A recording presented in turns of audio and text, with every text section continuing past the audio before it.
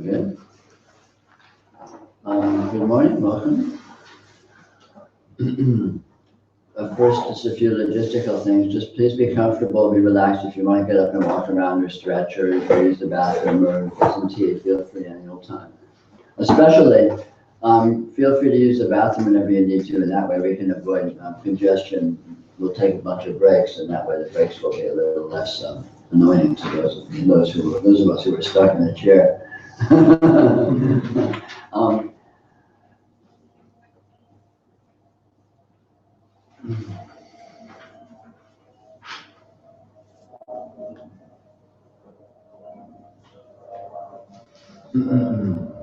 never know what I'm going to say at these things. So it's interesting to see what happens.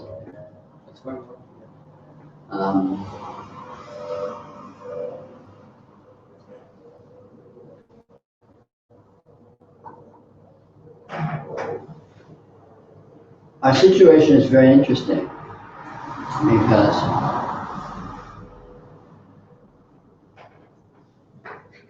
as human beings, modern human beings in this society, we live within two worlds. And typically we don't know it, typically we aren't aware of it. We have the one world that we've been educated and indoctrinated into, where there's history and geopolitics and global warming and languages and racial types and our lives and our successes and failures and all of these other qualifications where there's space, there's time, there's causality, there's the laws of physics.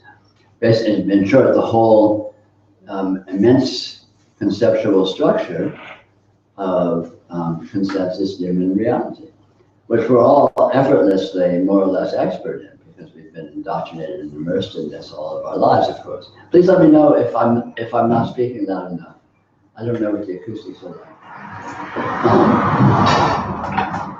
And simultaneously, perhaps less or more unbeknownst to most people, we live in another world, which is the actual world that this consists of. It's the objective world. The consensus reality human world is entirely subjective. It exists in our imaginations. It's a conceptual construct that we more or less have been indoctrinated into, and we use it as a map, as if we're walking around with this map, looking at everything through the map, so we're finding our place on the map and we're keeping track of where we are, effortlessly and spontaneously in real time. But the real world is quite a different world. The real world is the world of experience. The nature of experience deviates in every way from the consensus reality model of the world. And typically this is unrecognized,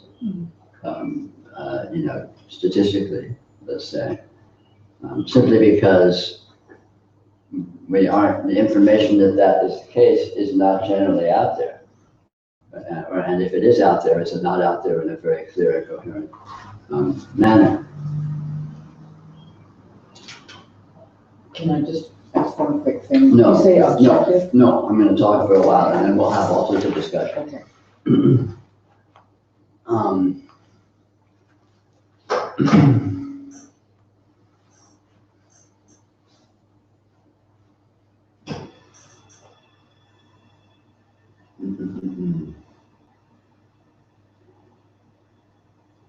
It's very confusing because the nature of our actual situation, the nature of experience, deviates so fundamentally from the world as we hold it to be, the world as we have been educated that it is, that there's an enormous disjunction there, which is felt as confusion, it is felt as disorientation, it is felt as dissatisfaction, it is felt as all sorts of qualities. And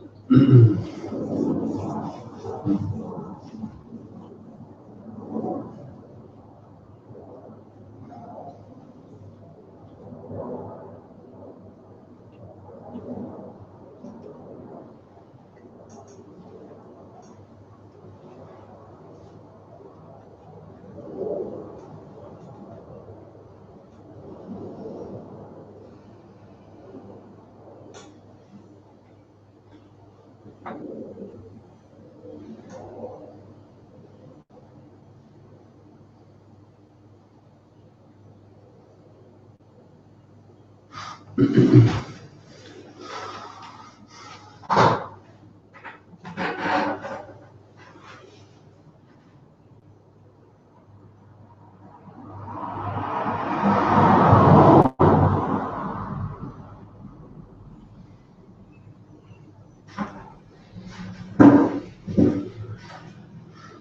if I can come up with something coherent here.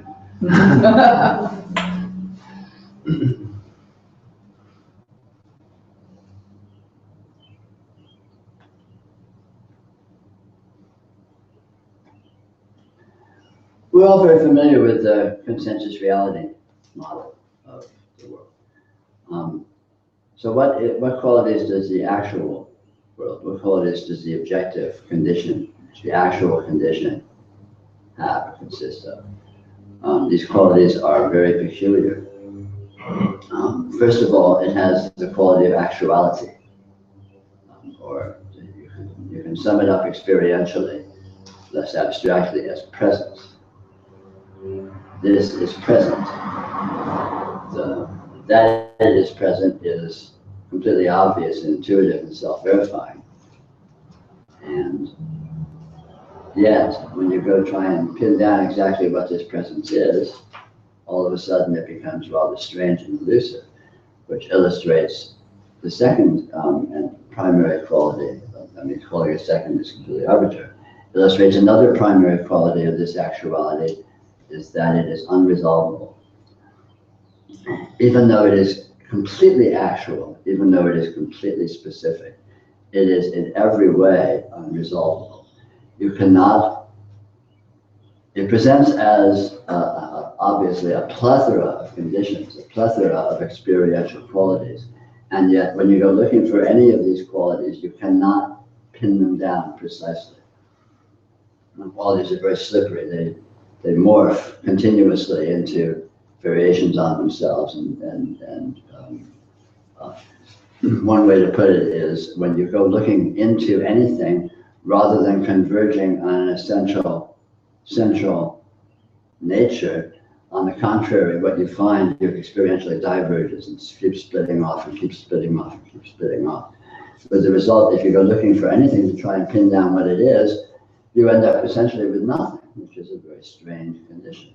It's very counterintuitive because according to, sort of scientific logic or whatever, you might think, well, the closer you look at something, the more precisely you understand what it is.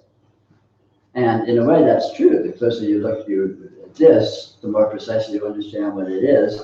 But what it turns out to be is not something that collapses ultimately into a coherence, but on the contrary, continually diverges and unfolds into incoherence, into openness. This is a condition, of course, that Buddhists call emptiness. And it's one of the, in terms particularly of investigating this condition that is actual here, this quality is one of the most powerful for deconstructing and disentangling oneself from the consensus reality, human framework, conceptual framework.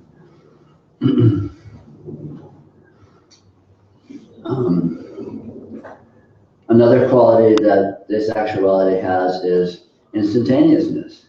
It has no duration. It has, it has a very strange kind of a temporality, and yet it has no duration, it has no past, it has no future. It's always right here, right now. And of course, this is very obvious. Your experience is always right here, right now. It always has been, right? But of course, as humans, we're all very familiar with having this projected sense of, well, there's the past and there's the history and there's all these things that happened, and now is this moment which embodies an instant in this ongoing amazing cascade of events and is moving forward into more amazing cascade of events of the future, which is a delightful conception. But when you go try and find an actuality that corresponds to that, it is not actually findable. All that can be found is this that is here now. And it's of course, it's even more slippery than that in correspondence with the principle that I was just talking about of unresolvability. So if this is here now, that's fine, but you go looking for here, try and pin it down, you go looking for now and try and pin it down, you can't actually find anything, which is a very, very strange result. It's quite obvious that this is here now. You know, I mean, it's completely palpably obvious, it's self-verifying. And yet, try and find what exactly is this now? When is this now? How long does it last? What would that even mean? And you'll feel like you're wandering into a dream. You won't find anything, and yet it doesn't go away. It's always now. It's always right here, and yet you can't find an actual here and find an actual now that you can pin down, that you can get a hold of, that you can define, that you can own. Which is, it's peculiar. It's quite contrary, again, to the kind of a inherent logic of our normal human conceptual framework, where things are what they are, and they are that, and they're sitting there being that, and that's all, and you look at it, and that's what you find. And so we find this actuality of now and here is palpably and obviously, self-verifyingly the case, and yet it's unsolvable. You can't actually find it. Another interesting aspect of this actuality, this actual condition, is that it has no parts, it has no pieces, it has no components. It's essentially a continuum. You know, if you look at the experiential field, it doesn't show up in chunks. I mean, we're used to slicing it in chunks conceptually as humans. You know, these are objects, and this is a chair, and this is a floor, and so on and so forth. But if you go looking at your actual experience, you'll notice it's not actually in chunks. It's actually in a field. The visual field as a whole, it appears as essentially a unity. And if you close the eyes, it all disappears instantly. It's not like it disappears in a piece at a time, you know, where you disappear and you disappear. It just shuts down and it all opens up. And it is always like that. Nothing within the visual field can be taken out of the visual field and,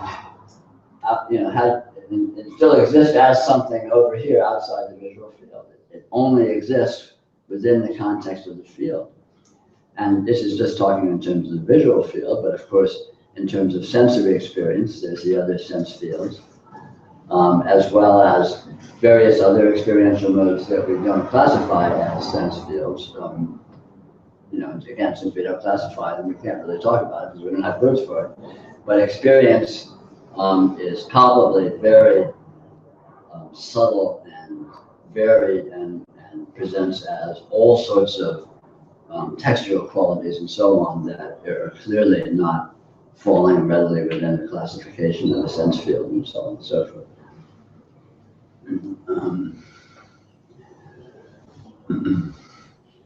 Another condition that this actuality seems to occur as is a complete slipperiness. No condition is any way for any duration. Every condition, whatever it's presenting as an experiential quality, is instantaneously, in the instant of its presentation, already something else. This continual morphing, which we all experience as, the flow of time, the flow of experience. And yet, if you look very closely at this, you discover how absolutely ubiquitous, how powerfully across the board this condition is. So if you watch your experiences, you're continually experiencing newness. You're continually experiencing experiential configurations, none of which you've ever experienced precisely before, and they're already gone, never to be repeated, moving ever into newness, ever into newness, ever into newness. And, of course, again, from the conventional human point of view, we're used to kind of dampening that down by the concept of, no, I've been in this room before, and it looks different, but it's pretty much the same. I've seen most of you before, and you look different, but you're pretty much the same. But pretty much the same is a euphemism for entirely different, because experience is not made of generalities, it's made of specifics. you're experiencing exactly what you're experiencing at this moment, every precise detail.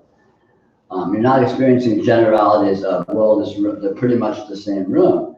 The actual details of exactly, the shades of color you're seeing, the shades of light, the pattern, the angle of the sun, your mood, how your head is tilted, whatever, right? I mean, however you want to qualify it.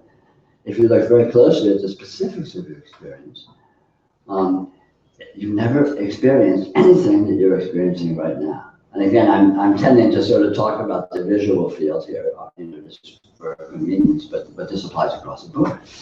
So experience is this continual uniqueness, a continual absolute freshness, absolute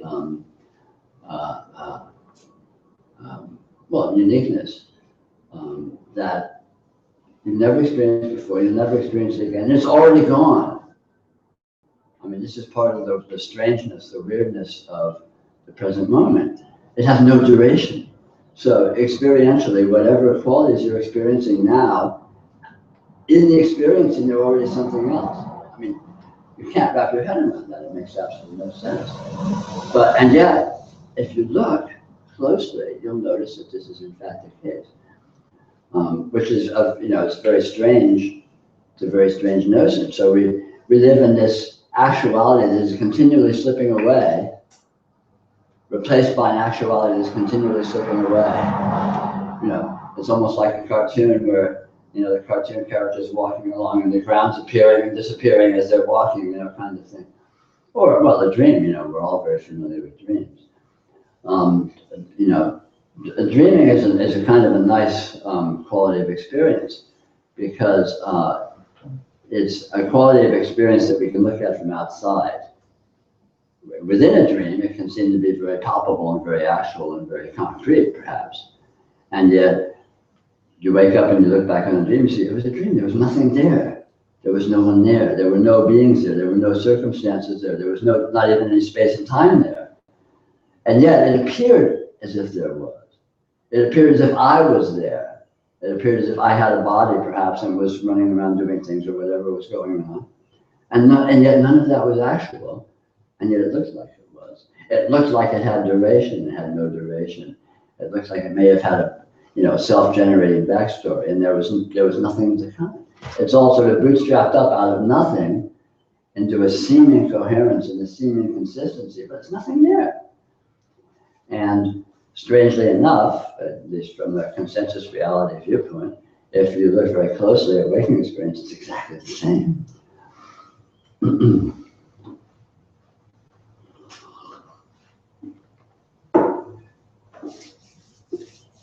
Now, some aspects of these kinds of qualities, and sort of try and talk about this and talking about aspects or qualities that this seems to present in. It's a mistake, again, to think of these qualities as actually existing as with any kind of discreteness. It's rather like if you tried to describe water and you say, well, water flows, water wets the fingers, water is translucent, water is reflective. Yet if you go looking at the reflexivity or wetting the fingers or flowing, all you find is water when you look at it. So it's being described in terms of these various parameters, but the parameters don't actually have any independent existence. They're just sort of aspects of the thing itself, arguably, and yet you can't actually find them. And yet they are evident. So again, looking at all of these rather peculiar qualities of this actuality, we find a similar circumstance. So you can talk about unresolvability, you can talk about actuality, you can talk about this, this absolute continual slipping awayness or uniqueness of specifics. And yet, you can't, these don't actually exist as discrete categories or discrete qualities, and yet they are evident, arguably, in the nature of what this is. Another very interesting thing about this actuality is you're the sole inhabitant of it, which is quite contrary to normal human understanding. You're the only person seeing your experience. You're the only one home. Everything else is just an apparition. Essentially a theory, a conclusion. I can imagine that you all actually exist in the way that I do, and you're actually seeing your experience in the way that I do, but that's not part of my experience. The only experiencer I experience is this experiencer. And everything else is an apparition within this experience is experienced. And that's absolutely true. It's findable. It's, you know, certainly I can hypothesize you all exist, and you may, well, I'm not saying you don't, but I can't know. So, I mean, you know, again, you can think of a dream. You can have all sorts of very intense and detailed interactions with people in dreams, and you wake up and there's no one there. It seemed as if there was. And that doesn't negate the meaningfulness. This is another, okay, this is a whole, we're moving into a new category. Let me switch gears here. But that this is a particularly interesting one because it's so contrary to the way we're used to feeling, is you're it. You're who's home. You're the inhabitant of your entire universe, and no one else is actually in there with you. What was I moving into? Meaning. Oh yeah, thank you. Another aspect of this is it presents with an astounding profundity of meaningfulness, of intelligence. We call it intelligent structural meaningfulness is maybe a good way to put it. There's all these amazing patterns. They're not just neutral mechanical blobs. It's all these patterns have a profundity and have flavor, have a content above and beyond simple mechanical presence in any simple sense.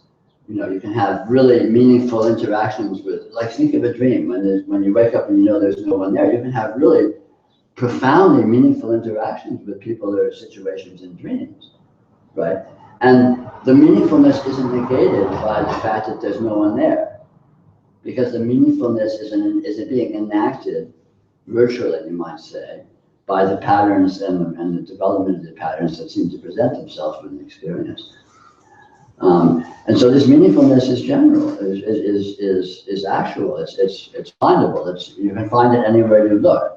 You know, you look at a sunset, it has this amazing quality. You know, you look at people, you know, or look at have intimate relations with people, or not so intimate relations with people, and there's all these flavors and meaningfulnesses and qualities that are being embodied in situations, sort of as an inherent flavorful subtext or something. I mean, that's an absurd way to put it, but I mean, this experience is juicy with meaningfulness. It's juicy with value,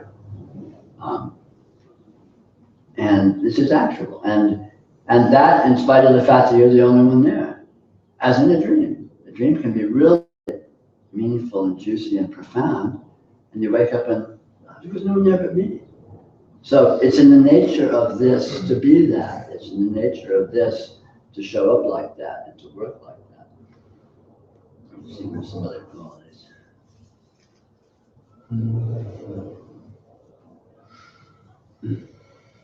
Okay. Another quality of this actuality is that it alone exists. There's just this that is, and there's nothing else. The totality of reality is this that is here. Nothing can be found beyond it. Nothing can be found outside it. Mm-hmm.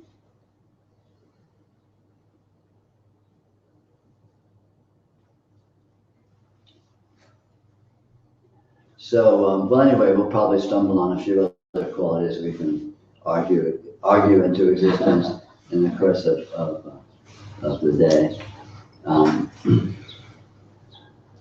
Now, you'll notice the rather extreme contrast between normal consensus human reality, where you're an accidental byproduct of electrochemistry within the central nervous system, occurring within a body that accidentally exists because of a lot of chemical processes that have evolved or by evolution mechanically, out of the primordial soup, due to the Big Bang, X billion years ago. And so this enormous mechanism of the laws of physics has been churning along, creating these elaborate structures in matter. And they get to a certain point, and accidentally some alignment of chemistry with DNA and all that, and there's some spark of sentience that sort of shows up as a byproduct. And so you're this tiny little precarious spark that's completely dependent upon this meat machine, which is continually falling apart and ultimately doomed, that has been mechanically produced accidentally by this churning out of this enormous mechanical machinery of material reality. And your body is one tiny body among billions in this vast system that you have no control of and essentially nothing to do with. So you're basically a victim of it. You're at its mercy, and you're basically pretty screwed in terms of being empowered or having a position of authority, or being anything other than, God is lucky that I haven't been hit by a car yet. Okay, great. It's lucky I haven't been hit by a car, maybe. But contrast that perspective, the disempowerment of that perspective, which exists solely in imagination, because none of those qualities can actually be found. And if you take the time to look at what can actually be found, you find this instantaneously present actuality of your experiential field that you're the sole inhabitant of, that has absolutely no stable condition, that has absolutely no duration, that has no findable causality. And it's rather a different implication, needless to say. It's rather a different flavor. It's a very different feeling tone. And yet, that is the only findable condition. All of this human narration cannot be found except as abstractions, except as argument, except as semantic constructs. The past has never been found. Time has never been found. Time is argued into existence. Causality is argued into existence.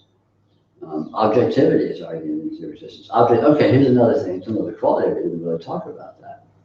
There is no subjectivity and there is no objectivity. It's just this.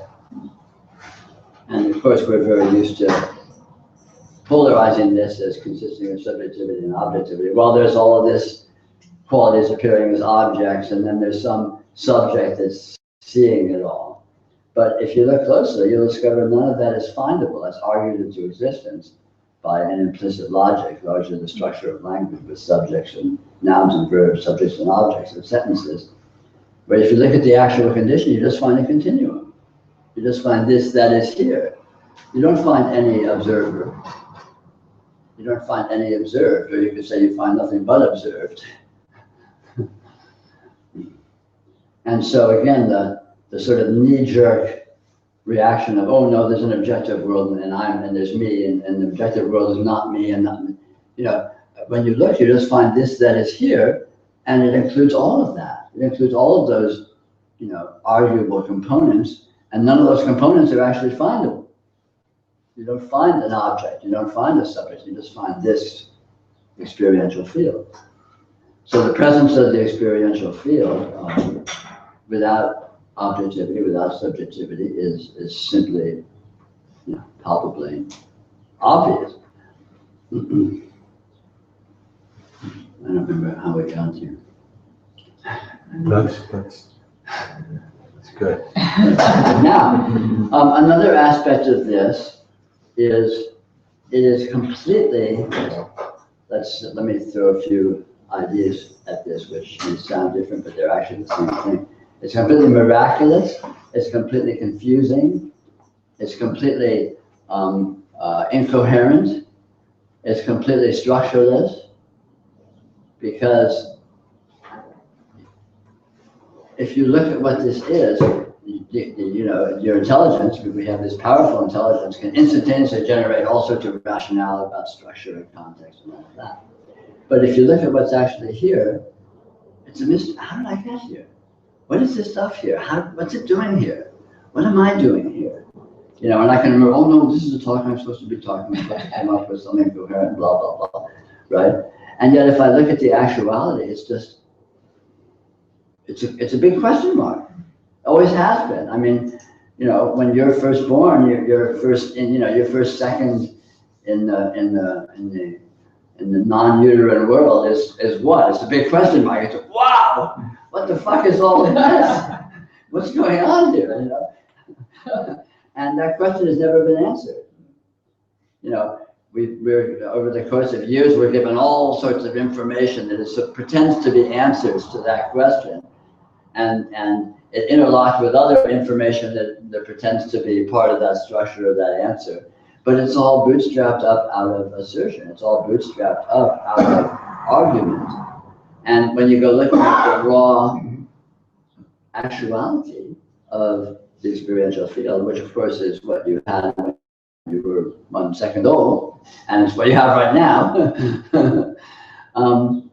you don't find any of that. None of that is actually verifiable. None of that is actually establishable.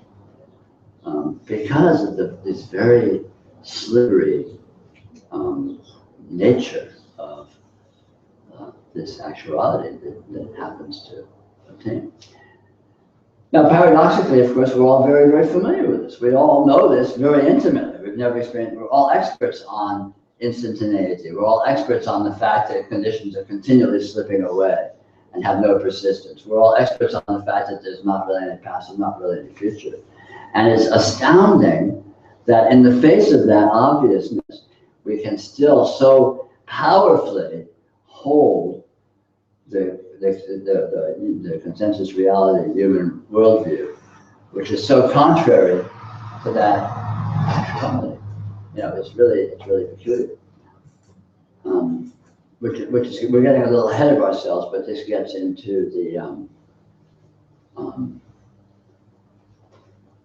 the nature of the way that, let's call it, I mean, and again, I'm just using words here inaccurately, the nature of the way that consciousness is with the experiential field in terms of different, call it posturings or different positionings, which is essentially a hypnotic mechanism. Consciousness seems to have this astoundingly flexible ability to be with the actuality of its experience as if it was various ways that it supplies as ways. And this becomes a sort of a self-verifying reality, just bootstrapped up out of nothing.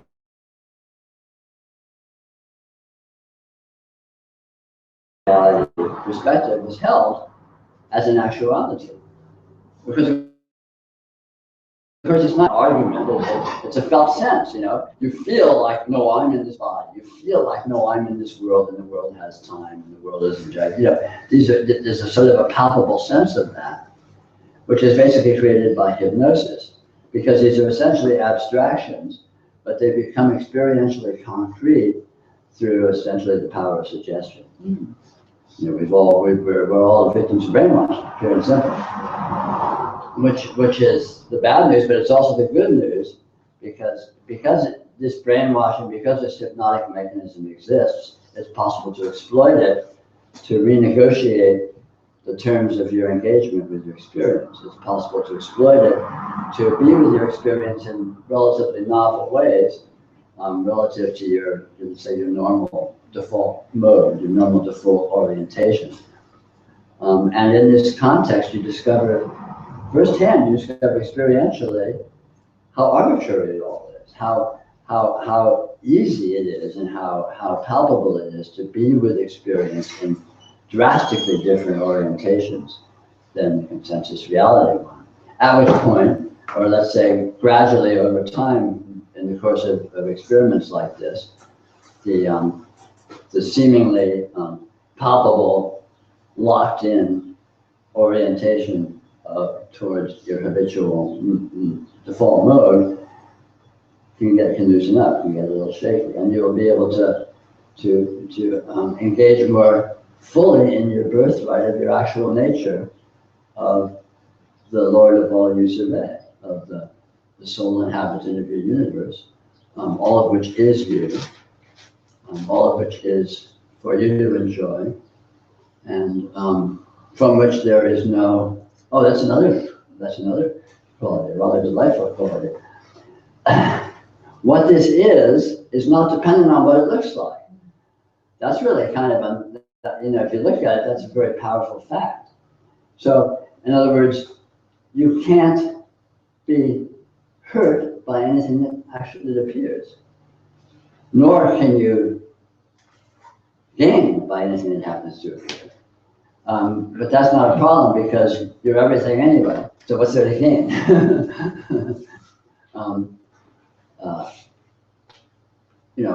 We ordinarily feel like we're really at the mercy. I mean, I'm speculating here, let's just say, in terms of consensus reality, human perspective, one may ordinarily feel like you're really at the mercy of your circumstances, and if certain things happen, it'll just be horrible, and you'll lose everything, or you'll die, or you'll this, or you'll that, and it will be just like the worst catastrophe. And all of that is pure fantasy, because what you actually are, this actuality, is not dependent upon what it looks like.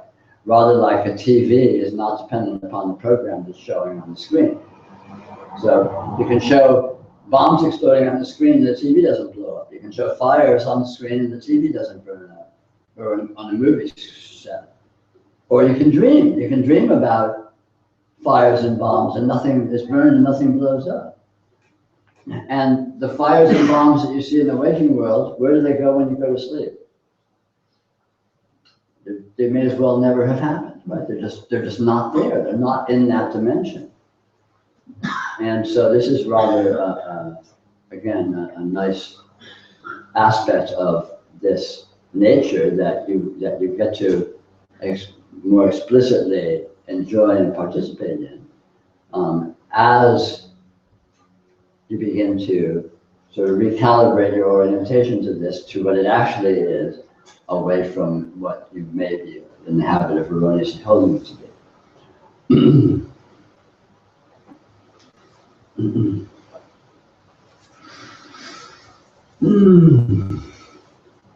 I'm sorry, I'm a little erratic today. Hasn't been a nice, smooth presentation. I'm going to speak to my speechwriters.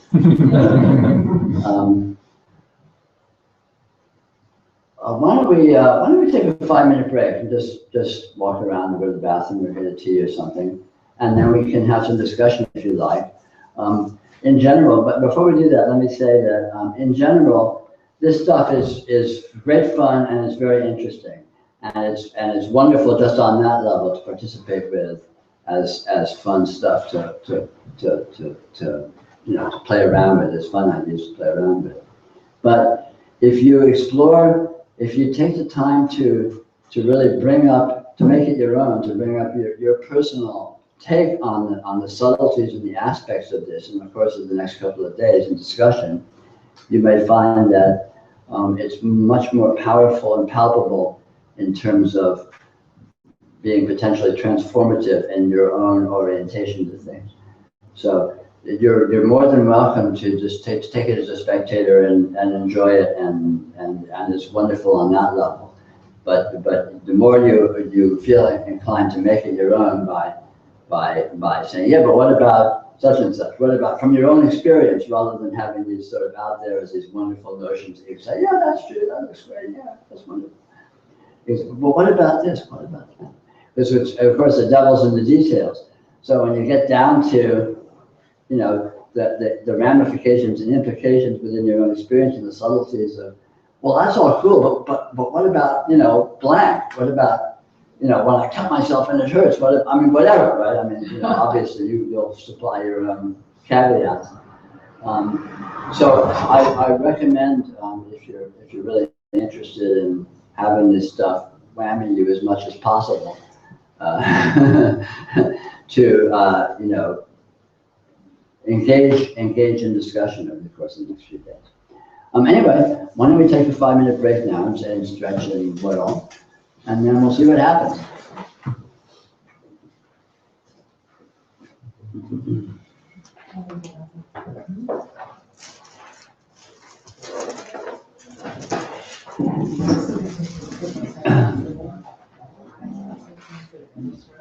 There's a lot of white. Yeah.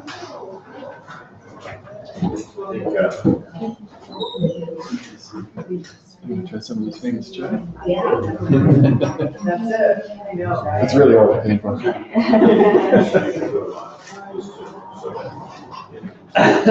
basically, the shot. I'm trying to get. Look for it. Oh, you haven't had it yet? Oh.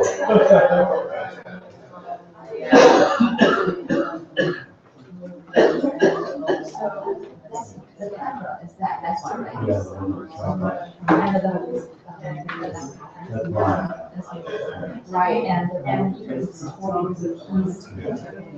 the way it's constantly improving, right? Oh. Yeah.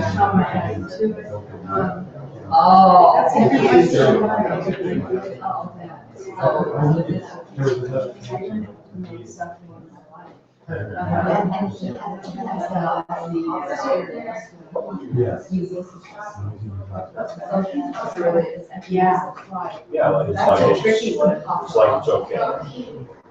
Yeah, it's liberating, isn't it?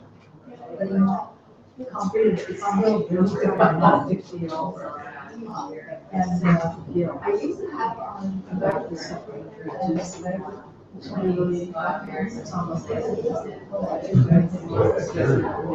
but somehow my husband needed something. So now I don't think that's the wife comes in. I want to see how I can bring it back. I have this wonderful idea, so yeah. Exactly, reset it. Yeah, you have to change your setting. Yeah, but I don't know if I can do it. If I cannot do it, then I have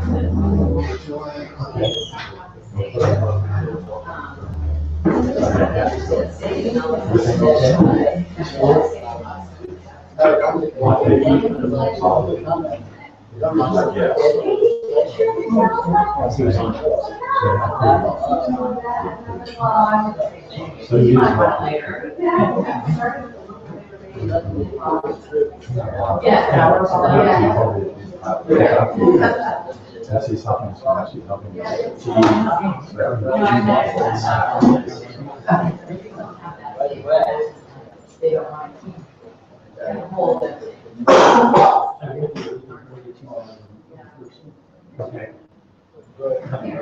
I'm sorry, I forgot his name. Lindsay. Lindsay. Are you guys good? You go to the members, are you involved in any way with me now? Exercise? Someone kind of said.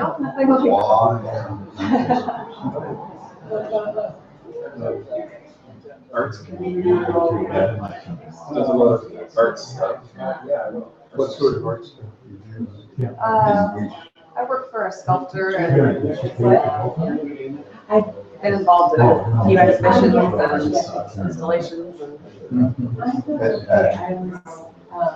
Well, at the place I've been, it's gallery, Yeah. is that it's kind of the mental health one. Yeah, I went to one workshop there probably 15 years ago. I know of it. Is that on, is it Powell? Is it over?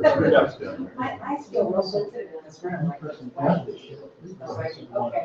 My son, so. Really? Where's he? He's an Asheville, North Carolina. Well, that's brand new. Somehow, you know, it's one. Oh, well. I've seen plenty of them. But he has that career. Yeah, walking to work every day or something like that. Did you mention the one? Do you go to the? I don't, but my wife, she teaches. Is it at the Robert Lee one or the?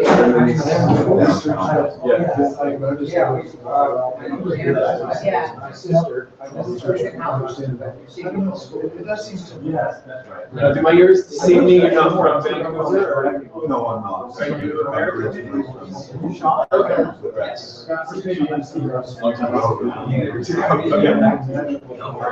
You've been back around?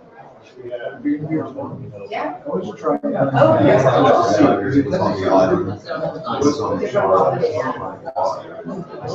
Yeah, it feels really restful. I mean, it's got floaters and it's so beautiful.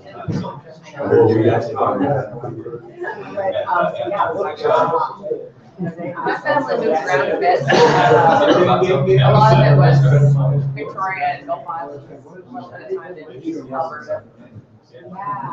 I've been back maybe 20 years or something.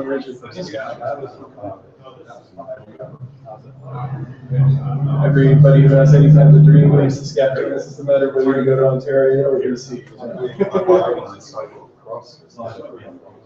Ran into a guy who was a motorcyclist. And we all sat there and take care of his mother. And he said, you know, I'm on that. So, yeah, I put sugar. He said, it's really boring place to go. Safe place to live, though. Look up any of those dusty corners. Hills. We really liked this cycling across it. You drive across places like that. Yeah, I cycle. You know, some sort of great. Nice people. Right. I know their motto is the land of living skies, but it's more like the living skies are like grasshoppers. Swarms of them. Yeah, and we had that at the end of our trip, just outside in Saskatchewan. Ran into the grasshoppers. Right. And that was Did you go largely across Canada or just we went ferries? that trip we went. No, it's the other way about. Yeah. Went over to Charlotte and then cycled across to Saskatchewan. Cycled to Jasper. No, that's the and then we cycled through Red Deer. Beautiful. I mean, it seems. You heard about those cyclists, Pemberton, a week or two ago? Drunk driving in the middle of the day. We're just north of Whistler, so Pemberton. Yep. One thing that makes me nervous about cycling, I'd like to do a lot more of it. Well, yeah. All the health benefits are back there. Yeah. But that's okay, right? It's just the appearances that change, right? This doesn't. You'll find out. Now I'm assuming it. You'll find out. I mean, you're finding out right now. But you're continuing to find out forever. Yeah. You'll find out. Forever? Yeah, there's actually no time. So this is not this event has no beginning, no ending, and no duration. Appearances of the contrary notwithstanding.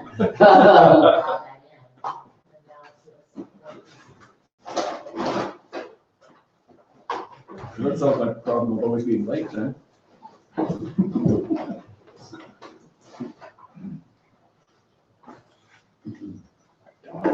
Table to. Oh, thank you. I say take a dive. There we go.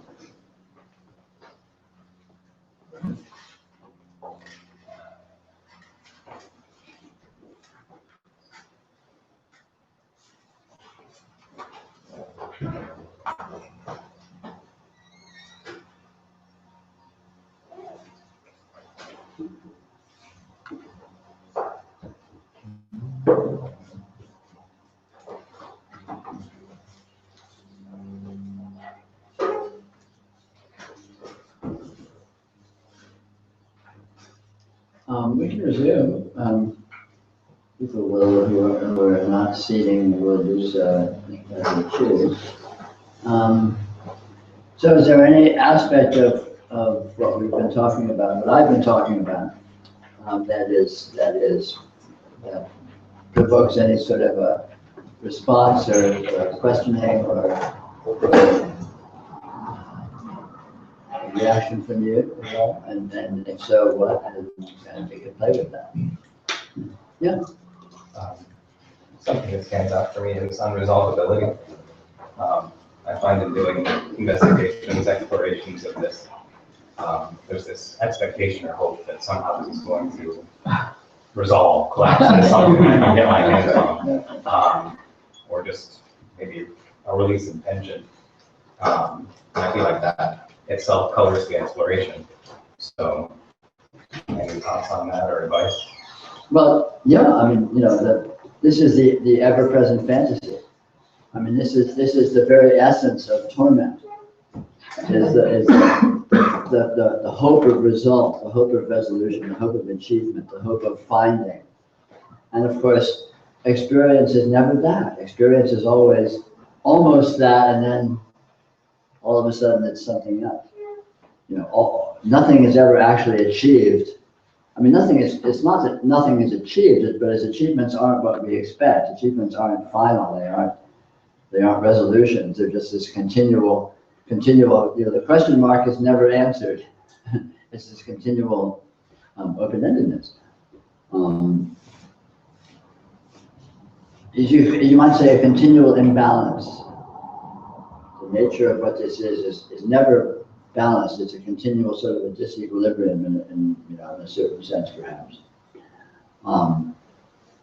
And that is its nature, so it's never going to be finished. It's never going to be stopped. The fantasy of peace, release, in any absolute sense, is just that. It's a fantasy.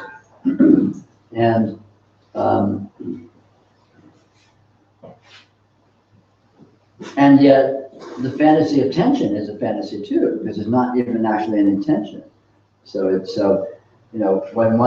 one really discovers unresolvability, the problems are solved. Even though the hope for solutions are discovered to be unreal, the problems are discovered to be unreal too. So a continual state of what feels like a degree of tension or a degree of up in the airness is in fact the normal balanced condition, and it's perfectly whole and not in any way implying any kind of problem or any kind of neediness for resolution.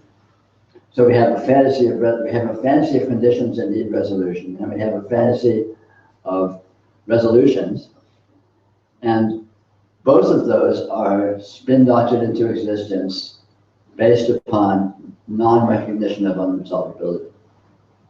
When you see unresolvability, then any condition actually being a certain way that could be defined as a problem is an absurdity. And likewise, any condition that would be the solution to that problem is likewise an absurdity. Not that no conditions exist, but conditions aren't really conditions. Conditions are infinite panoramas of unresolvable, unintegrated experiential qualitativeness, let's say. One phrase. And when you see that, it just is moving from that into that continuously. It's just this endless openness moving into openness, moving into openness. And there's not actually conditions moving into resolutions or failing to do so. It's actually just sort of non-conditions continually moving into variations on non-conditions, continually moving into variations on non-conditions.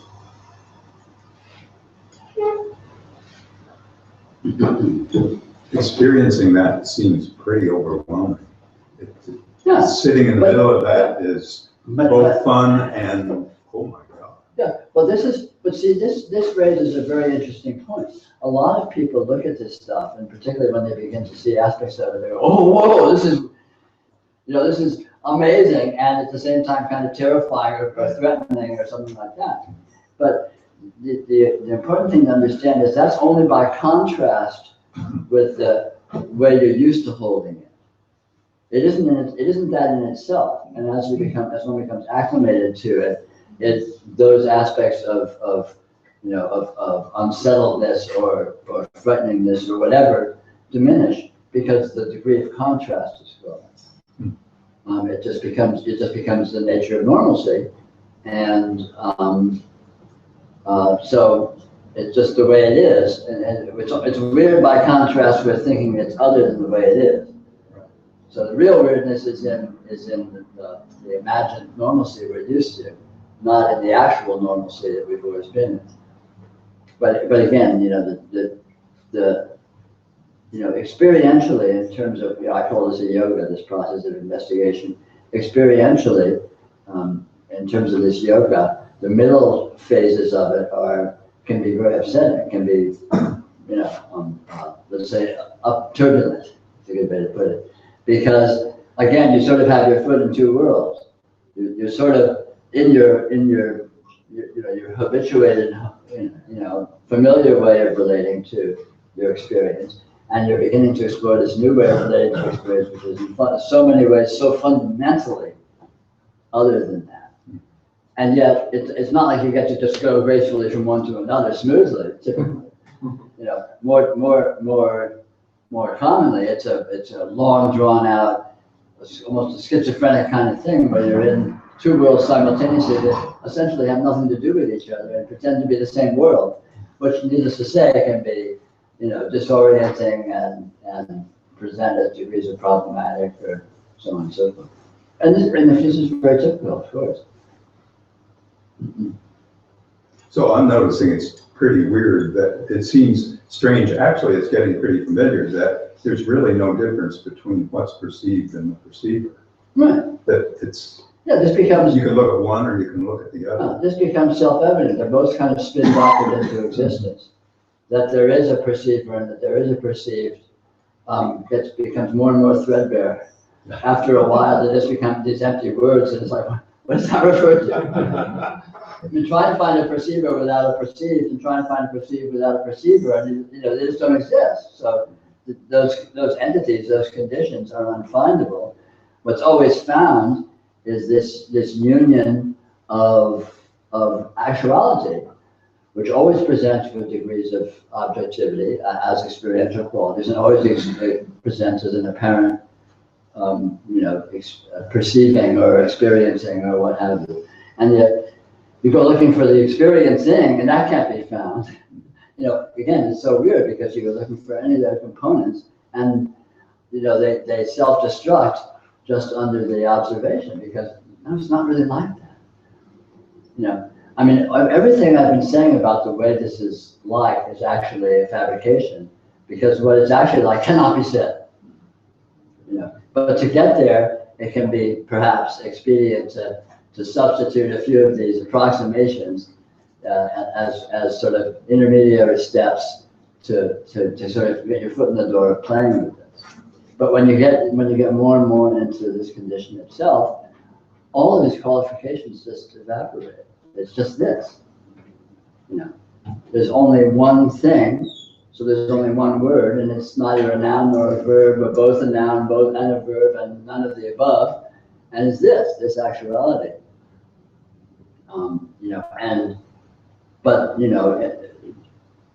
In practice, it can perhaps be useful to have these, sort of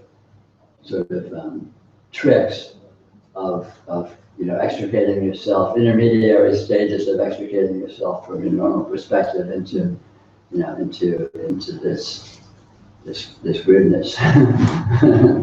Peter, would you expand on that a little bit? How do you because I absolutely feel like I'm caught between two worlds now, and have been for quite a while.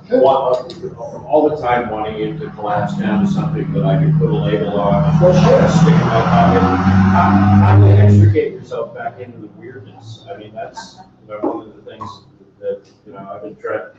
And again, I'm looking for some sort of mechanism always, But again, well, in one sense, if you look very subtly at the conundrum you're posing, it's just more of the same of fantasy of resolution. Even if you're creating some notion of melting into the weirdness as being the resolution, right? And in actuality, it's just not like that. Sure. The question is never resolved. It's never solved. This is a question mark. It's not an exclamation point, you could say. I mean, not that's literally true, but that's just So saying is that. it just a matter of, you know, getting used to the idea of remembering that? It's Or- not even remembering. It becomes more as you begin to notice that this is actually like this, which obviously you have, or you wouldn't even feel this conundrum. Just that noticing over a period of time will affect, gradually, whatever tempo, whatever pace, a spontaneous reorientation to your experience. It just becomes more and more obvious that, yeah, that's how it is. And the fantasy of finally getting there, of finally having it be solved, just becomes more and more ghostly and more absurd. It never actually stops. It just is another aspect of this flavor, this weird open unresolvability of this, which always feels as if it's just about to go somewhere. It's just about to go somewhere. So, I mean, it's a very weird condition that this is. And, it requires seemingly requires a development of a lot of sensitivity in terms of being able to settle into how weird it is in the way that it is weird without having sort of naive projections on it. But again, it just time does it. It's all, the main thing is getting your foot in the door, and which obviously you already have, so that's a done deal. It's just a question of letting it play out. But it's kind of like getting rust in your car or getting a little hole in your boat. It doesn't matter how big the hole is, sooner or later that boat's going down.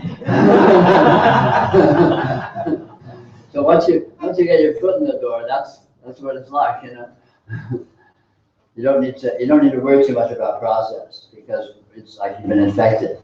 It does the work. You don't need it. It's not like it's anything you need to do or you need to follow up on or you need to affect. It feels like that's the case all the time. It feels like there's something, oh my God, I should be doing, I should be watching my breath, I should be, meditating. But that's part of it too. It's just this continual, I mean, part of the weirdness of this condition is, and again, this isn't necessarily precisely true, but it's as though this is looking at itself, wondering what the fuck it is, wondering what's going on, and it's supplying all sorts of theories.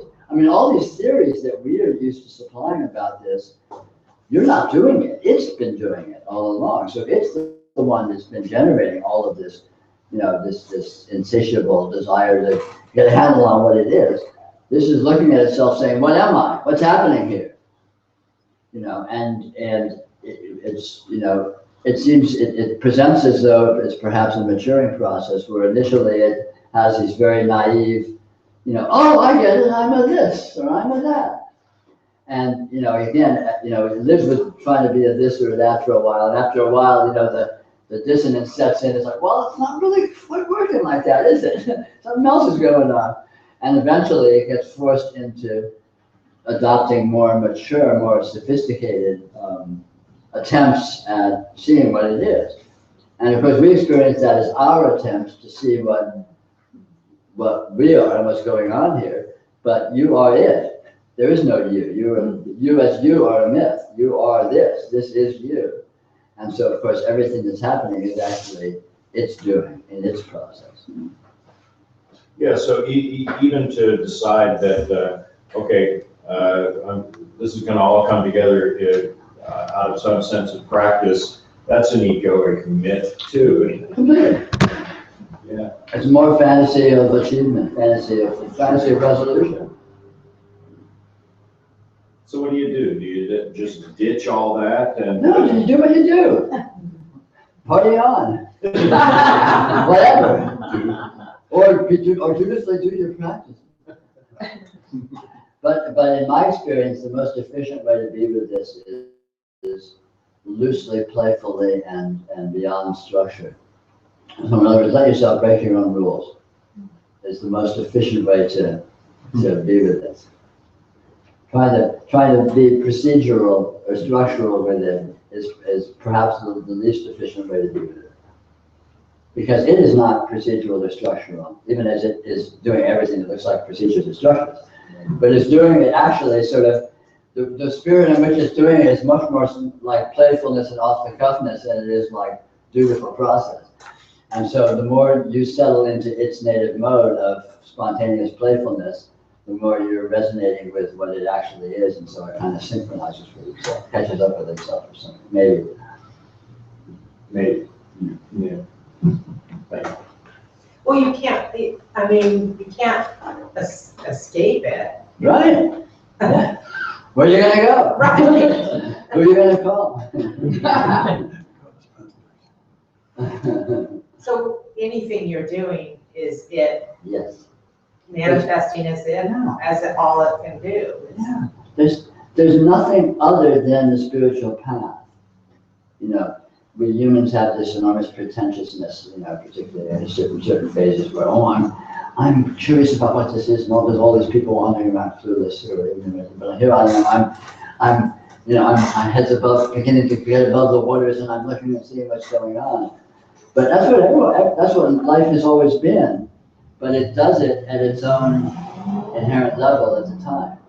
So everyone is genuinely enacting what they are at that moment. And so a clueless person wandering around, you know, being a serial killer or just generally being an asshole,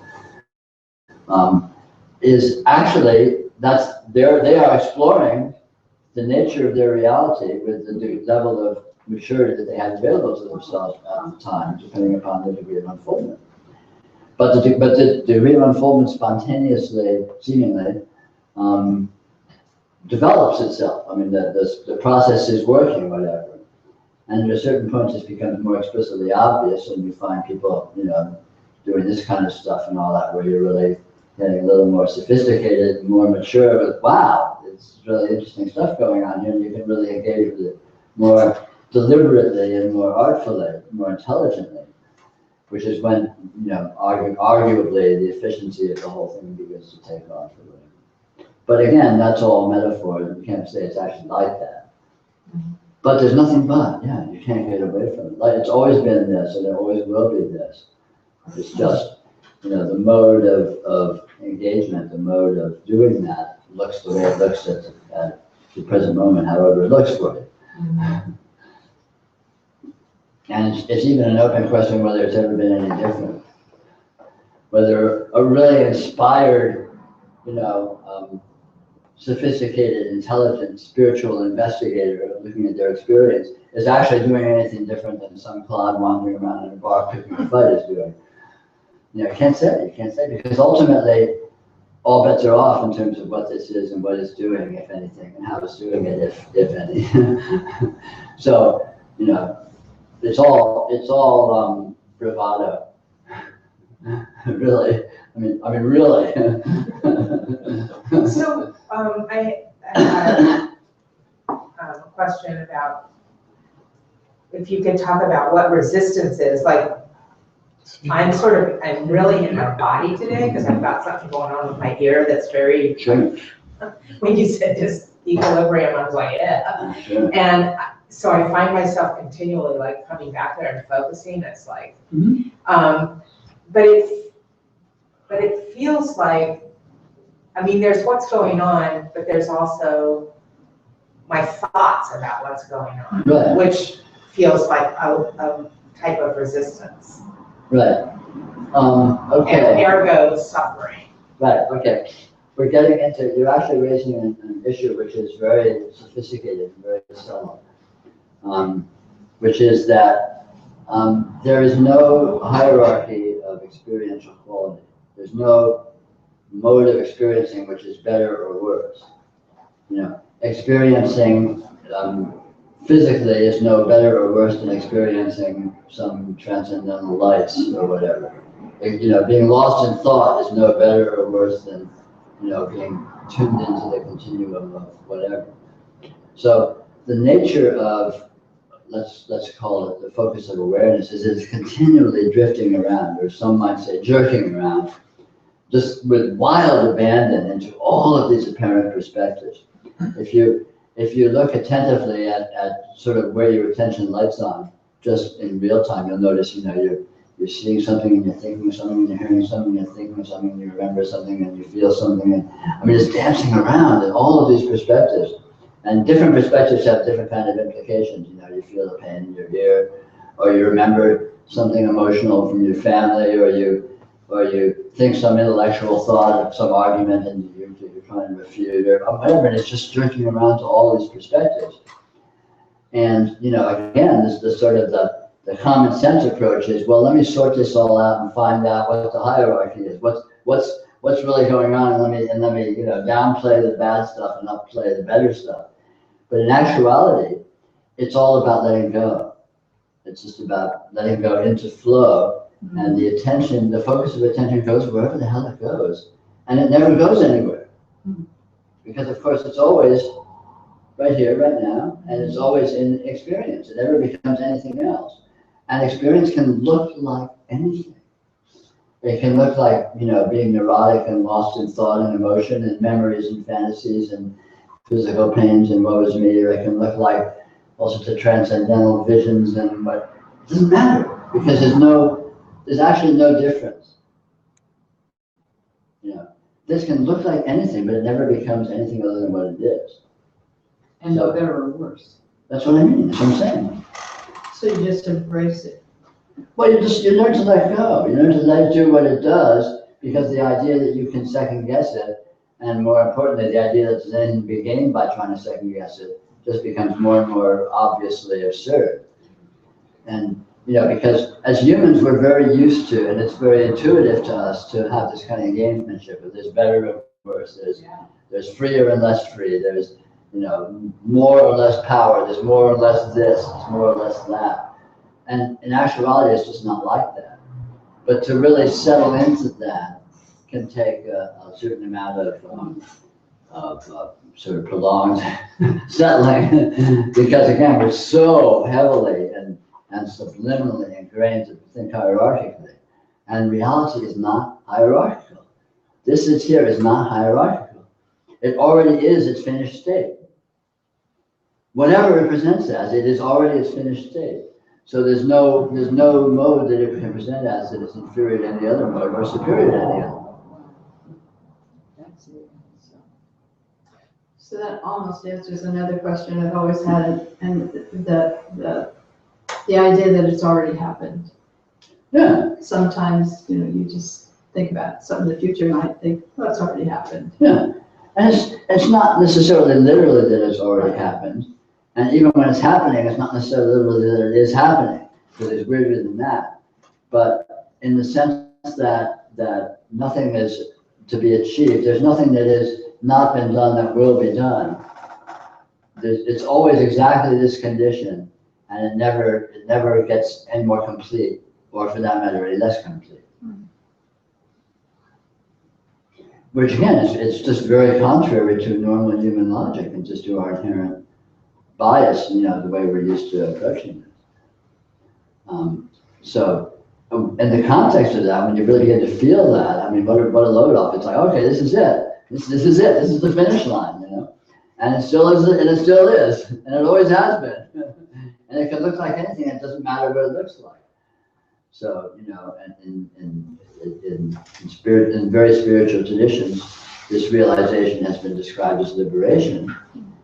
Because you're liberated from all of this gamesmanship of posturing, of needing to try and gain something or avoid something or achieve something. It's just like, you just let go and fuck it, who cares, this is it. Always has been it, and how luscious, The word freshness comes to me because it seems like it's complete, but it's always fresh.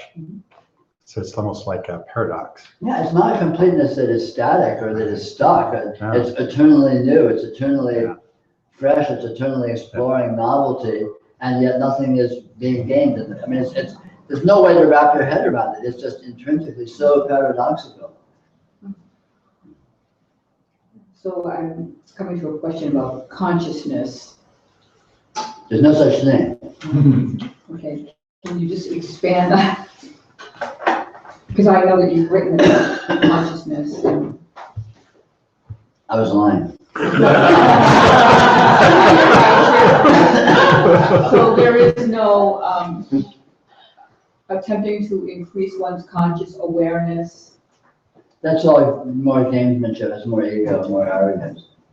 I mean, it's a pretense. We're all very used to that, and self-improvement and all that. And again, it's very, very slippery and very paradoxical, because that isn't even negated.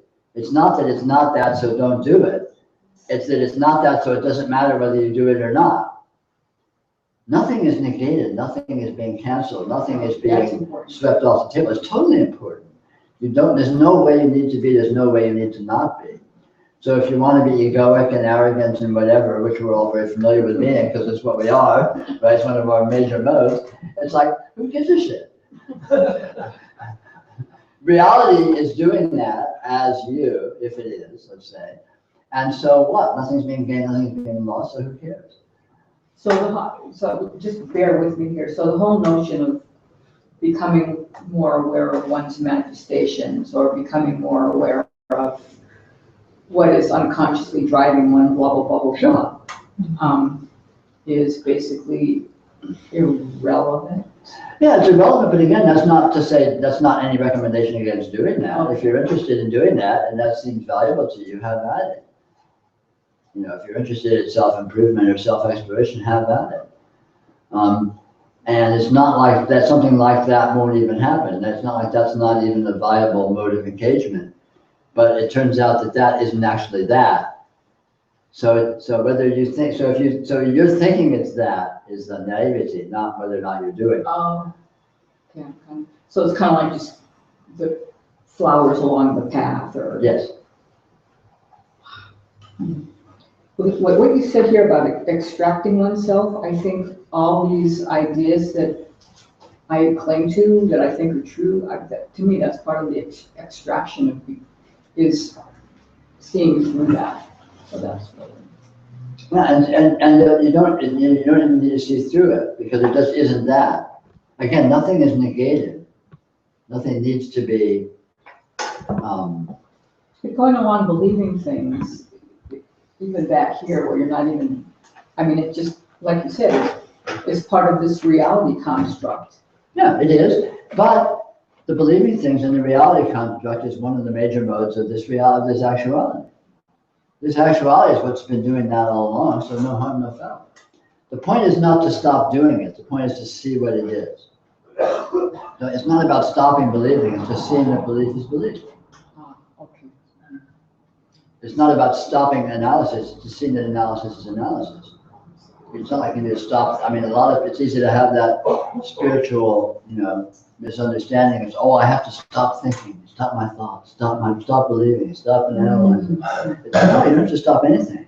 It's not about doing anything or not doing anything. It's just about seeing. Just see what it is. Thinking is thinking. Believing is believing. So go ahead. Okay. So seeing what is. Yeah. And all this.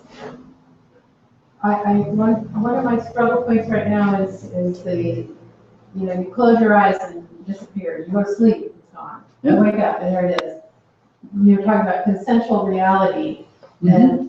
and in exploring this experience and what's actually going on here, I still feel identified as a separate self. Sure. And I, at the same time, I get it's all this.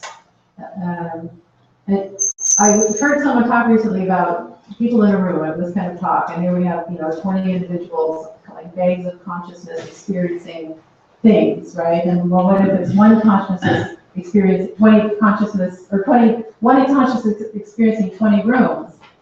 But there's a no, simpler than that. Okay. There's only you. Yeah. There's one consciousness experiencing one room. Right. And what they're doing or not is their problem. Right. But that's not part of your world, so who cares? But what explains the consistency of experience? This can churn out the seeming consistency. And yet, this also turns out absolute inconsistency. Because what's doing the inconsistency of experience? Experience is absolutely inconsistent. It's absolutely unique. Nothing ever repeats.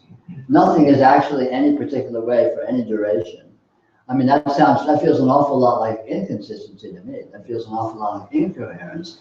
And yet, it can be seen as all this astounding degrees of coherence and consistency and all that. All you can say is that this is capable of doing that. The functionality of this actuality, the inherent, I call it the inherent intelligence of this actuality is inconceivable. It's doing the universe. It's doing the laws of physics. It's doing all of history back to the Big Bang or whatever. I mean, that's some serious chops. Right? And you are that. Right here, right now, that's what you are. You are that whole thing. But when I hear a car go by, and Same then thing. there's a car go by, Yeah. and it pulls you back into this identification as separate. Yeah, sure. That, it can look like that. It can look like identification. But just because it's looking like identification doesn't mean that's the only thing that's happening, right? It looks like identification, but the field of vision doesn't disappear. Field of sound doesn't disappear, does it? And what are they? Right. Are they you? Are they not you? They're just here. Right.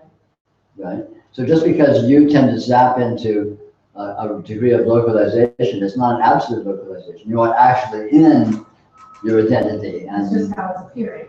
yeah, it's just a momentary focusing that goes there. And the focus leaves that a lot of times. You'll get distracted, or you'll daydream, or you'll have a memory, and all of a sudden, woo, you're just gone. You're not even you anymore. You're just in some,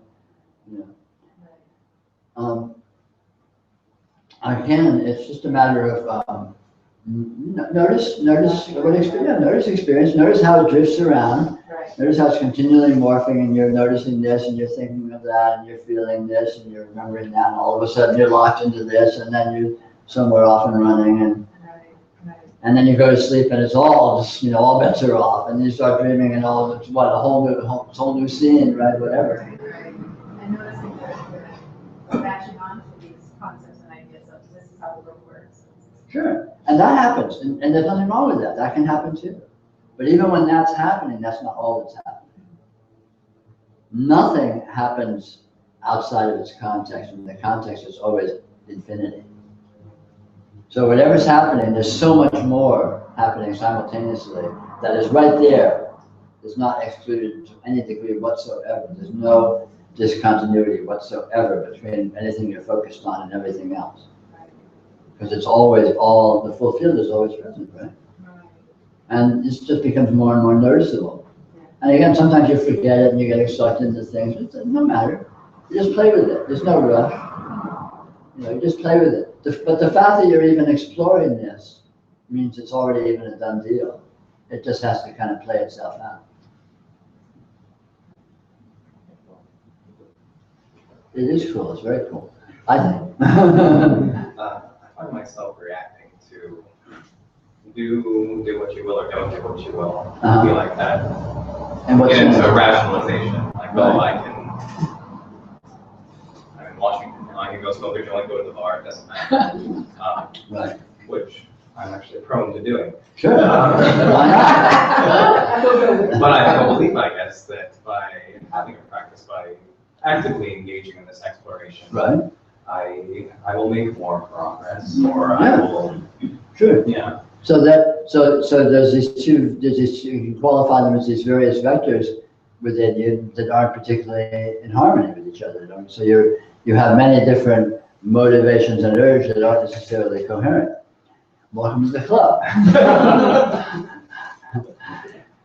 We're all this very sloppy conglomerates of all sorts of disparate elements which have nothing to do with each other, which are just all sorts of degrees of consonance and dissonance with each other in terms of motivation and capability, and everything, any quality you can imagine. And it's all there, and it all juggles itself, and the way your actual behavior works is arguably the net vector of whatever seems to be dominant at the time. But even that's rationalizing. All you can say is, shit happens, or whatever, right? So you don't see any value focusing on one vector or strengthening one. Try it. There's nothing forbidden. There's nothing that's better than or worse than anything else. So whatever you do, sooner or later you will find yourself doing otherwise. And sooner or later means instantly, by the way. Because whatever you think you're doing, you're already doing something else. The nature of the way things actually work around you. The slipperiness of things, the way whatever condition seems to be present at the moment, whatever you think you're doing at the moment, it's already something else. And it happens so continuously, and we don't even notice. We can feel like we're doing something, but sooner or later we notice, God, I'm doing something completely different. When did that happen? And the answer is always right now. Maybe asking the same question from the opposite end. Do you see being a slob or whatever as an impediment to investigating? No, not at all. There's nothing recommended. There's nothing recommended against. Because anything is a viable manifestation of actuality, let's say, or a presentation of actuality, or a mode of actuality, presentation to itself. So anything is reality and is a point of interface with reality, and hence a potential point of discovery. So it doesn't really matter. And you find your own genius begins to manifest. You'll find unconsciously you'll sort of be developing theories, whether they're deliberate or not, or whether you're even aware of them or not. It's almost better to do it this way. And you sort of do that dominantly for a while, but sooner or later that's going to morph into something else, and you'll say, no, maybe I should do it this way. And that'll happen nonstop. So it's not like there's any final thing you're going to arrive at or anything. It's just going to be this continual waffling. So it doesn't really matter what particular waffle you're in at the moment. Because sooner or later you're going to be in another one. And again, sooner or later is right now. Actually, if you look closely.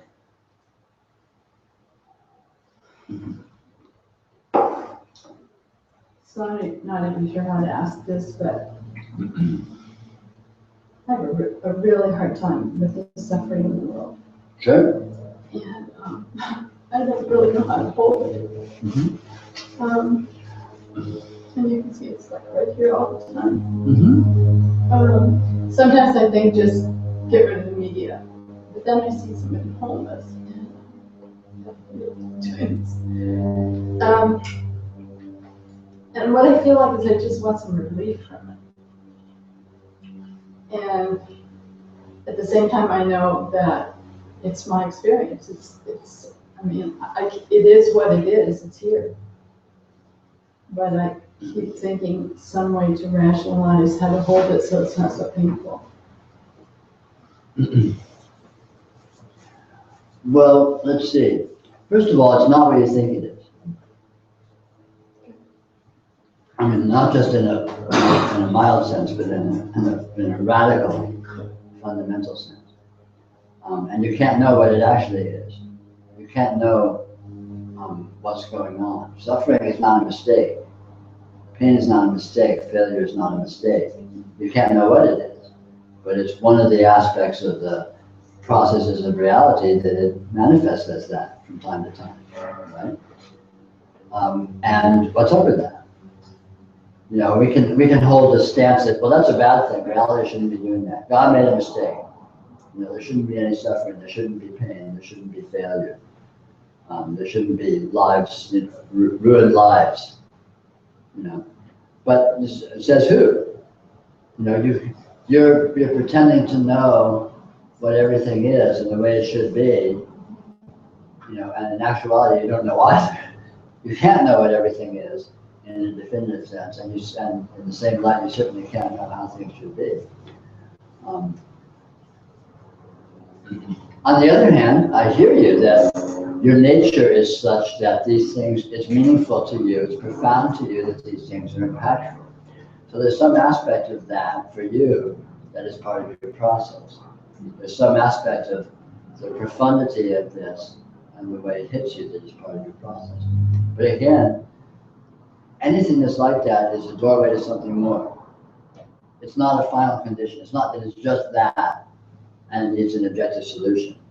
You know, there's pain in the world. I wish I got to find a solution to the pain. I mean, by all means, try and find solutions to the pain. You know, try and create a rational society where people are human to each other and intelligent. I mean, have at it. I'd love to see that, but good luck.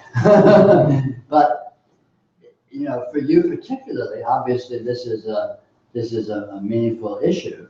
And as such, it means that your nature that's kind of a power point for you, or an energy point for you to look into that, to be with that.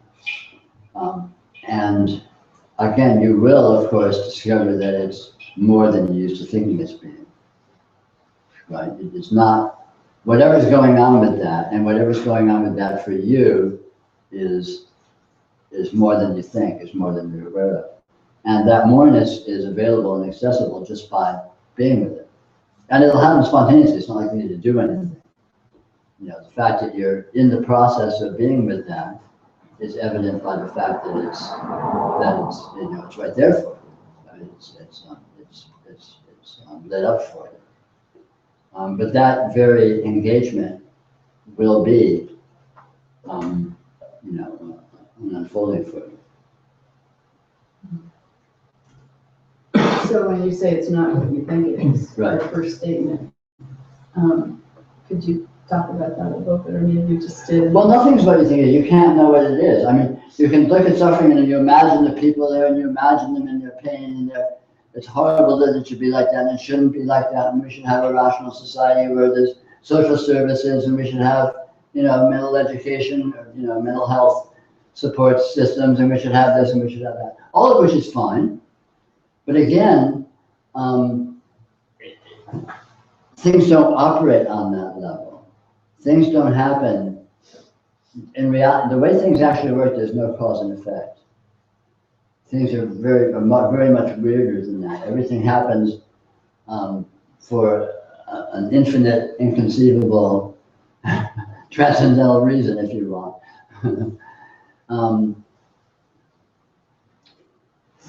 Things are intrinsically mystery, and the way they happen is intrinsically mystery. So when you fall into holding things to be a certain way and you know what they are, oh, they're suffering, they shouldn't be suffering, there's just poor people out there and blah, blah, blah. You're supplying a concretization. You're supplying a story that is collapsing that down to being a certain way that you're believing in. And the actual condition is beyond that. It's not that it's not that, but it's more than that. And in that moreness there's no limit to how broadly the implications of that go. Yeah, I really get the shrinking down, but. Yeah. And again, it's not about the condition. It's about you. It's that this is meaningful to you as part of your process. It's not about the objective conditions here and you need to fix it or you're going to suffer if it's not fixed. You know, the fact that that objective condition is particularly lit up for you, it indicates that it's part of your process. And all that's really here, your experiential field, is your process. What it's a process of and what's doing it is completely unanswerable. We can, in these kinds of contexts, we can say, oh, it's the arc of your spiritual unfoldment is you're moving towards enlightenment. And yeah, sure. Yeah, maybe so. That's one way of putting it. But what's really going on and what's really doing is absolutely inconceivable and fundamentally mysterious. So, you know, all bets are off. But it is what it is. and it's certainly beyond anything we can think of. So what it's doing is beyond that as well. But in pragmatic terms, it's all about you. For you, it's all about you. So this issue is about you, not about it. See what I mean? It's not about, the important point of all that is not about these conditions that are out there. It's about you. And the conditions are important because you're important. And so, and the importance is part and parcel of your importance and part and parcel of your progress in being with that. So in short, you don't need to do anything, but it spontaneously is doing something, which, may not solve your problem or address it, and yet it's true.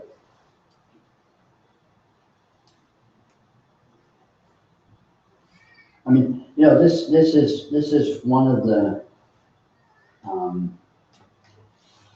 aspects of this that is in some ways the most interesting and most poignant, is our problems and our pains and our sufferings and the things that really, that really hit us, are intrinsic to our process, or intrinsic to what we're doing, and aren't indicative of problems that require solutions so much as they are themselves manifestations of process, which can be kind of hard to swallow. I mean, it's kind of but it's sort of shifting from a personalization of it, sort of a woe is me-ism of it, to a sort of a more big picture context. Yeah.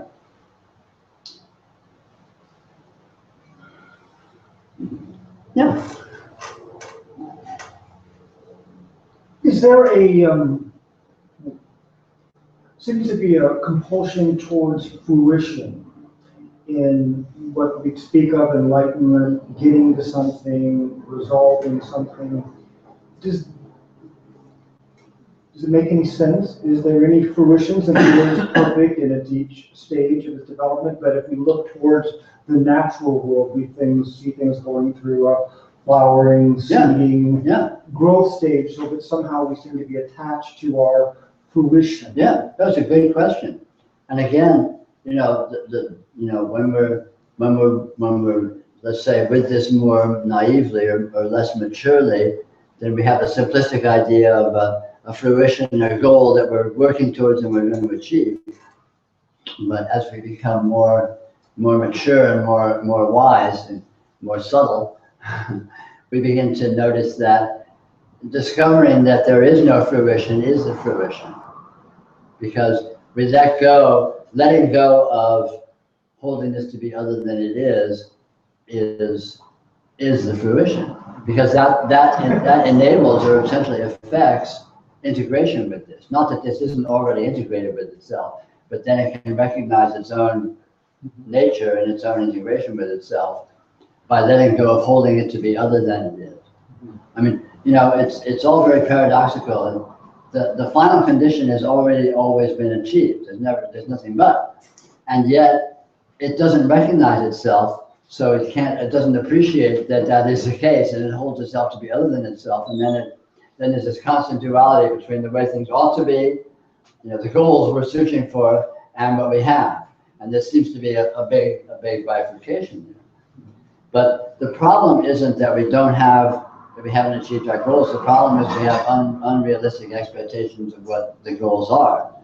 And when we see the nature of this, we discover that goalless, unresolvability is its nature, then obviously letting go of these fantasies of some finality or some resolution is settling into its nature, which it always has been, and which is already the case. So that is the goal.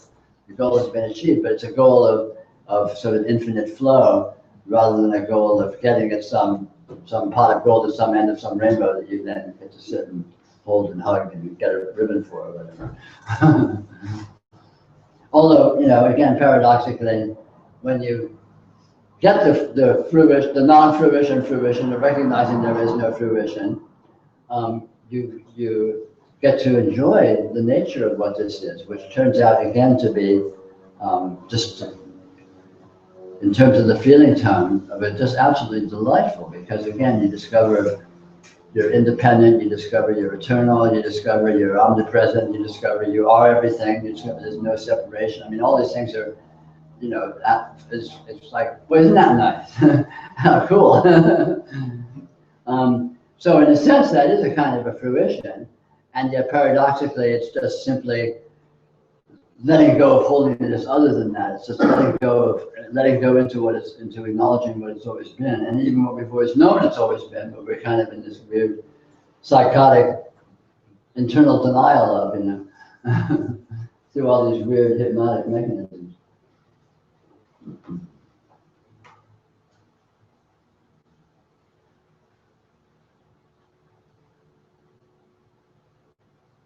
So are there any limits in what we would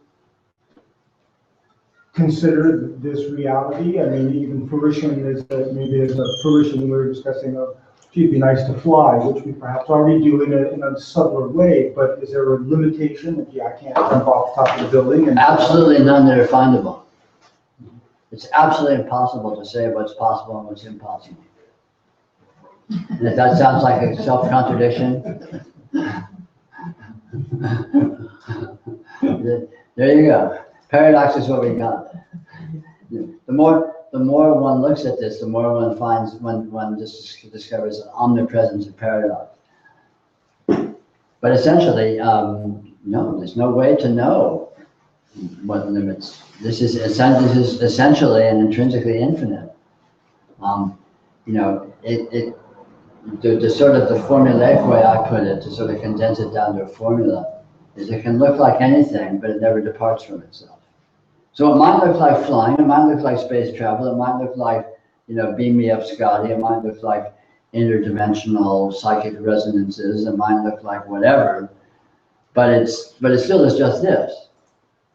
Whether it looks like that or not, whether it looks like being a quadriplegic bum on the street, begging for nickels, or it looks like being a superhero flying between galaxies, it's still exactly this. And it's independent of what it looks like. Just like whatever you dream about, it's just a dreaming. You dream about flying between stars, or dream about whatever, right? But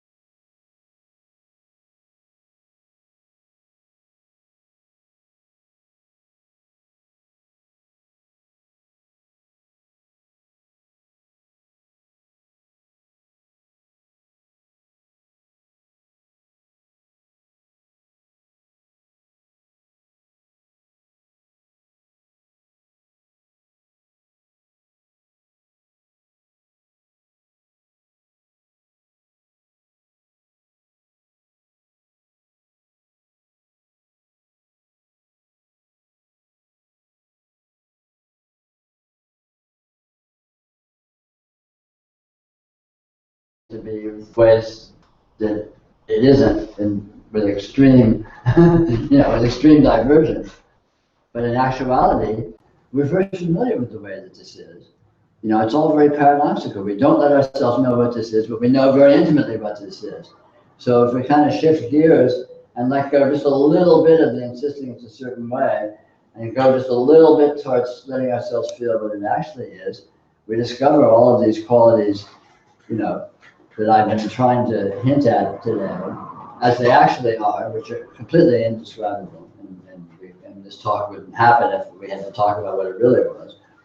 But it's all there, and it shows that. It conveys that spontaneously inherently. So there's no work to be done. It's not like you need to figure anything out. Just feel, just enjoyment. I mean, it's luscious. In India, they have a tradition called Tantra, which is what this is. by feeling the nature of the energy of reality, it conveys its nature, and that conveyance affects a complete transformation away from ignorance to realization. And how nice. And on that note, why don't we break for lunch? That's sort of a nice high note. Nice rounding it all up, summing it up. To sum up. So anyway, it's about noon. Why don't we meet back here around 1:30? There's lots of lunch places near. I think most of you people are local, so I guess you know. And if you don't know where you're going, follow someone who seems to think it looks like they do. What direction is there a cluster of cafes That way, That way. a couple blocks that way. We can Walk up 45th and walk down that way. Yeah. The room will be locked, or someone will be here. I guess. Is that true, Peter? Well, does anybody want to eat their lunch here? Because if nobody's going to be here, I'll lock it up. Okay, we'll just lock it up. Huh?